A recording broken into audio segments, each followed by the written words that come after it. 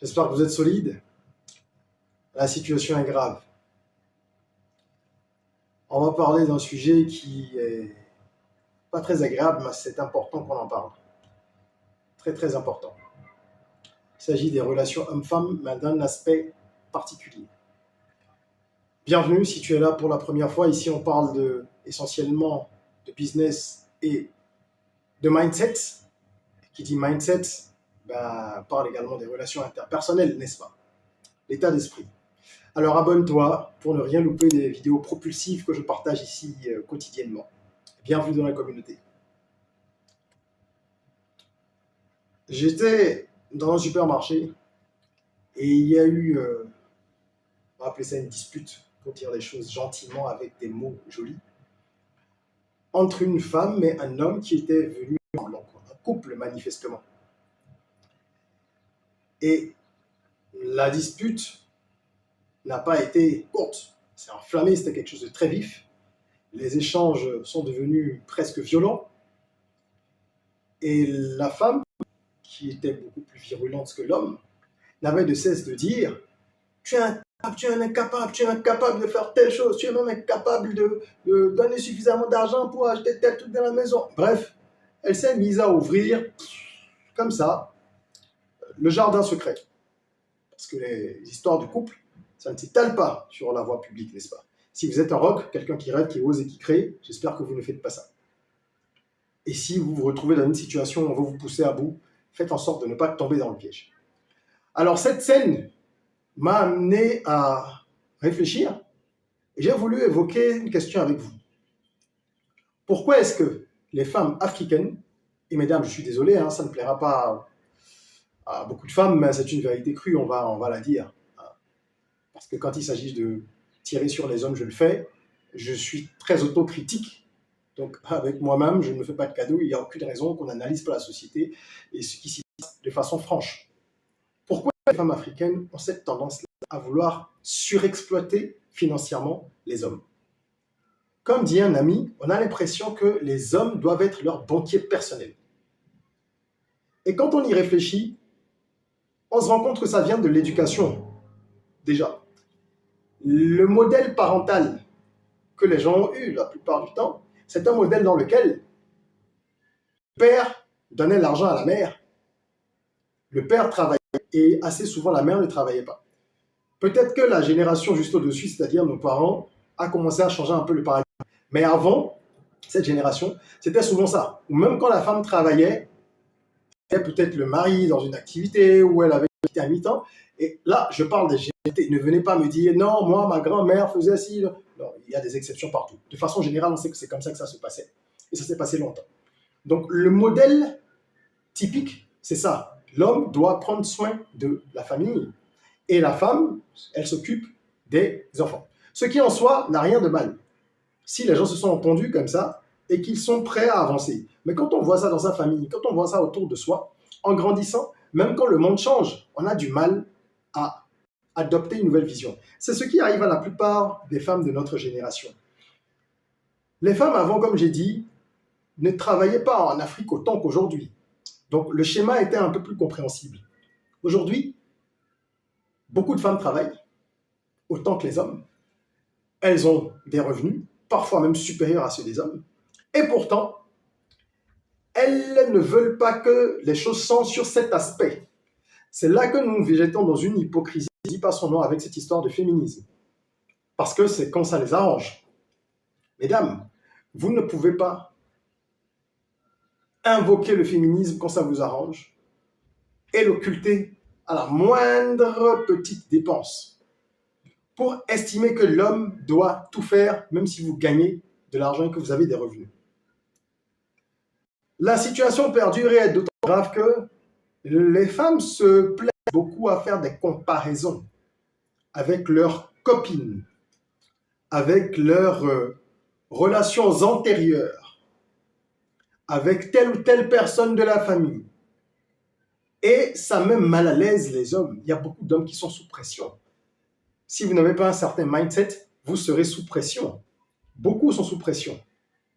Et l'argent, le fait de donner de l'argent à sa femme, est considérée quasiment comme l'unité de mesure de la puissance, ou une des unités de mesure de la puissance dans notre sociologie.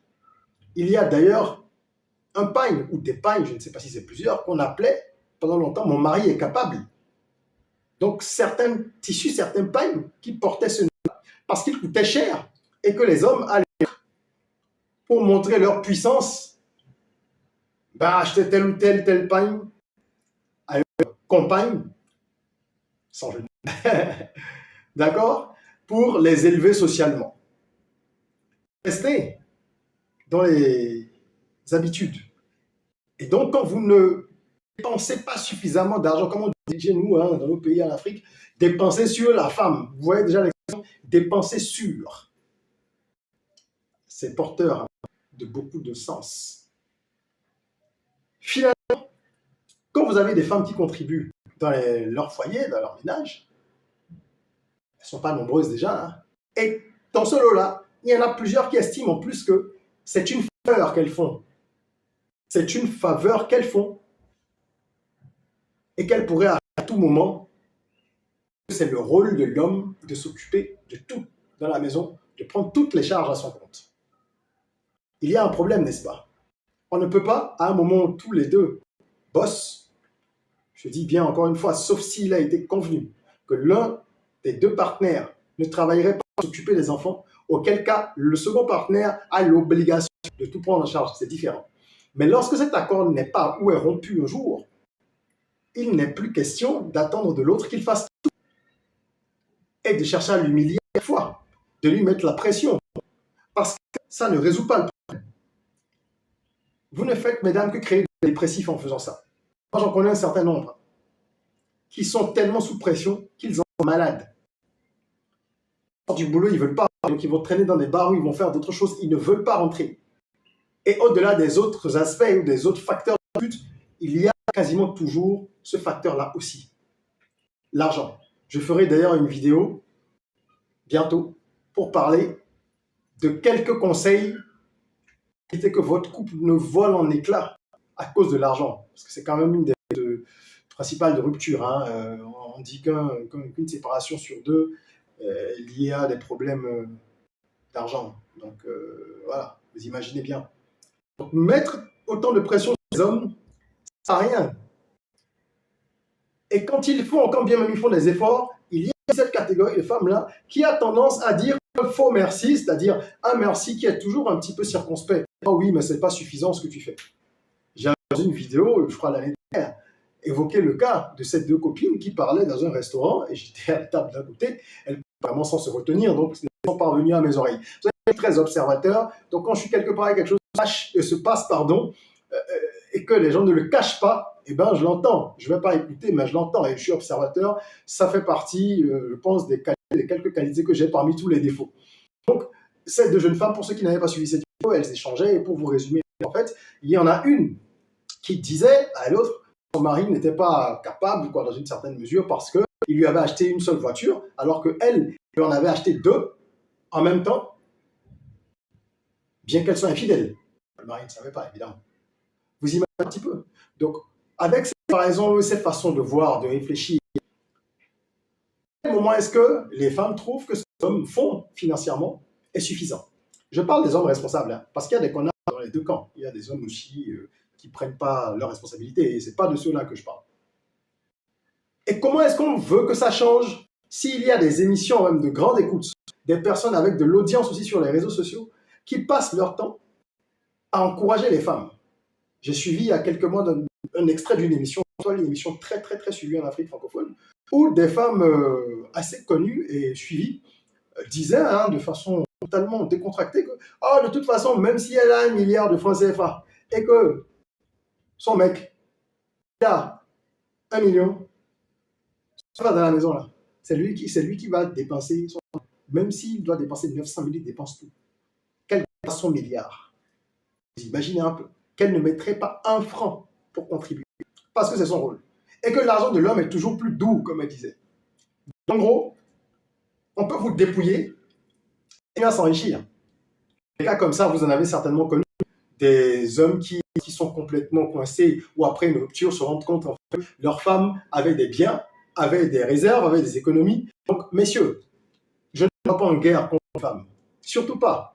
Mais je veux que vous soyez conscients de la réalité, que vous n'en fassiez pas une pression qui vous tue, qui vous assomme, mais que vous sachiez à vous en tenir pour ceux qui ne sont peut-être pas tellement lucides, parce que nous n'avons pas tous le discernement. Donc c'est important qu'on puisse se parler.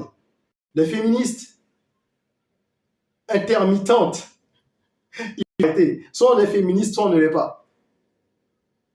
Aujourd'hui, je pense que le monde dans lequel on est nous oblige à voir les choses autrement.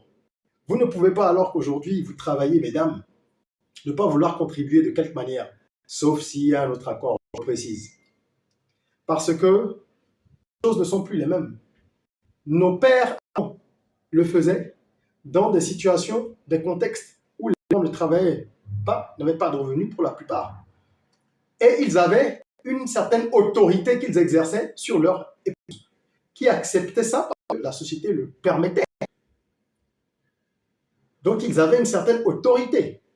En plus de l'autorité qu'il avait, il a les mêmes charges qu'un homme aujourd'hui, vous demanderiez de tout faire. Est-ce qu'avant, vos grands-mères, même vos mères, quand vous étiez petits, combien parmi vous, votre maman dit à leur papa ou leur grand-mère, à leur grand-père, je veux acheter des mèches brésiliennes. Ah bon? Mais non. J'ai besoin de forfait Internet. Ah. Je veux aller manger une pizza, un shawarma, cela, tous les week-ends. C'est des stéréotypes, hein, ce que je dis, c'est pour que vous compreniez un petit peu. On esquisse les choses. Donc il y avait moins de postes de dépenses. Pas que envers les femmes. De façon générale, la vie est plus chère aujourd'hui. Il faut dépenser plus d'argent pour survivre, avant de penser à vivre. Donc tenant compte de tous les paramètres qui ne sont plus les mêmes aujourd'hui, vous devrez, mesdames, contribuer dans une certaine mesure. Mon opinion pour finir sur cette question, et je voudrais avoir la vôtre aussi en commentaire si vous voulez bien. C'est important qu'on débatte ce genre de sujet. On ne peut pas parler de cash, d'entrepreneuriat, d'ambition, de réalisation personnelle, de mindset, sans parler de ces sujets-là, parce que la vie de couple, c'est quand même un sujet dans la vie, ou important en tout cas dans la vie d'un être humain. Donc je finis avec mon avis personnel. Ok? L'homme doit faire sa part. Et ce que j'entends par sa part, c'est beaucoup de choses. Je ne fais pas de vidéo pour dédouaner les hommes de leur responsabilité. Les irresponsables, passez votre chemin. Par contre, un homme responsable, il fait sa part dans la limite de ce qu'il peut. Ne tuez pas. Faites le max. Pour moi, c'est une question aussi de légitimité. Si je suis père de famille, pour moi, par exemple, payer la scolarité, c'est à ma charge. Moi, je le conçois comme ça. Je ne dis pas que c'est de bonne manière, mais moi, je conçois ça comme ça. Ce qui concerne les enfants directement, en fait, pour moi, c'est à ma charge. Sauf si je suis coincé un jour, et à ce moment-là, si ma compagne veut donner un coup de main, tant mieux. Si elle ne veut pas, je ne le demanderai peut-être pas, je me débrouillerai. Il y a un certain nombre de questions à ma charge. Mais après, ce qui concerne la femme elle-même, évidemment, un homme va faire des cadeaux à son épouse ou à sa compagne. Mais elle ne peut pas l'attendre pour tout. Elle ne doit pas l'attendre pour tout. À défaut de lui faire des cadeaux, elle aussi, il faut qu'elle prenne en charge un certain nombre de choses qu'elle-même fait pour alléger la tâche à l'homme. Et surtout, psychiquement. Ce n'est que financièrement, mesdames, que c'est lourd. Si vous aimez votre homme, ou si vous aimez le père de votre enfant, au moins, même si la personne en elle-même ne vous intéresse pas, ben ménagez la personne, parce que c'est autant de facteurs qui créent des désordres psychiques, qui entraînent des maladies, un certain nombre de choses après. Ce n'est pas agréable, ce que je ne souhaite à personne. Tous ceux qui regardent cette vidéo seront en pleine santé à leur dernier jour. Je le déclare, je le décrète. Et je parle bien sûr sous la guidance du guide Bossa. Souhait béni de l'univers. Donc voilà ce que je partage avec vous. C'est triste d'entendre parfois des femmes dire il y a telle dépense, il faut que tu fasses. Et quand l'homme rentre, mais tu pourrais faire ça ou contribuer. Ah, la femme dit ah non, je fais déjà des choses pour nos enfants, je ne te le dis pas. Hein. Les choses essentielles, c'est toi qui le fais. Donc, vraiment, ce qui est de l'ordre de la survie et de la vie, l'homme fait tout, et puis la femme, elle peut faire les petits trucs en plus, assister à une scène comme ça aussi. C'est elle qui fait les petits cadeaux en plus aux enfants. Voilà, le mec qui se tue en fait à gérer l'essentiel dans le foyer, et elle fait des petits cadeaux. Donc, tout ce qui est confortatif derrière. Les images, les enfants, pardon, l'image finalement du papa. Si c'est lui qui achète une glace ou ceci ou cela parce qu'il priorise le reste et qu'il se serre la ceinture pour ça, et que la femme qui gagne de l'argent aussi, ben, elle conduit les enfants sur la voie des plans avec ses sous. Faites attention, mesdames, et faites attention. Nos actes définissent beaucoup de choses dans la vie de nos enfants et dans la personne qu'ils ont. Il faut absolument que les générations à venir aient des générations différentes, que l'on soit avec une perception différente, que l'on puisse compter sur des hommes et des femmes de valeur et non des hommes et des femmes vénales. Il faut que les deux sexes puissent s'entendre et qu'on trouve le juste milieu. La soumission de la femme à 100%, non, évidemment, même si je pense que l'homme a quand même autorité sur la femme, c'est un point de vue personnel. Ça ne se discute pas. Mais je dis, il ne s'agit pas que l'un esclavagise l'autre. L'homme ne doit pas esclavagiser la femme non plus ne doit pas esclavagiser financièrement l'homme. Donc il faut trouver ce milieu entre le féminisme, la soumission et pouvoir avancer. Je voudrais vraiment avoir vos avis. Laissez-les en commentaire. Parlons-en. Si vous avez des conseils, si vous avez des avis, si vous avez des remarques, dans la section commentaires, allez-y. Qui concerne les différents services et les produits qu'ils proposent, en regardant dans la description, vous verrez tous les liens pour découvrir un peu mieux mon univers, réserver un coaching, acheter une formation, acheter un bouquin, etc. etc. Voilà. Mettez-nous si vous avez aimé cette vidéo. Si ce genre de sujet vous intéresse, que vous pensez que c'est important d'en faire plus souvent, dites-le en commentaire aussi. Partagez cette vidéo, ça pourrait aider un certain nombre de personnes. Et puis, pour finir, chers messieurs, oui, c'est important que je rajoute ça. Chers messieurs, le but, après avoir vu cette vidéo, c'est pas d'aller en guerre encore une fois. C'est de vous asseoir et de pouvoir expliquer à votre compagne comment ça va se passer. Pour ceux qui ont encore de compagne, c'est encore mieux. Il faudra, quand ce sera le cas, dès le départ, mettre les limites. Expliquer comment certaines choses se faire. Lorsqu'il y a une entente au début, c'est plus simple. Si vous êtes ferme sur l'entente. Quand il n'y a pas d'entente au début, ou qu'on est un peu trop mou et permissif, eh bien, ça va dans tous les sens. Voilà, comme ça, comme l'huile sur le papier. Voilà. En attendant qu'on se retrouve pour une nouvelle vidéo, prenez soin de vous, de votre corps, mais aussi surtout de votre esprit, de votre mental. Rêvons, osons, créons, soyons rock.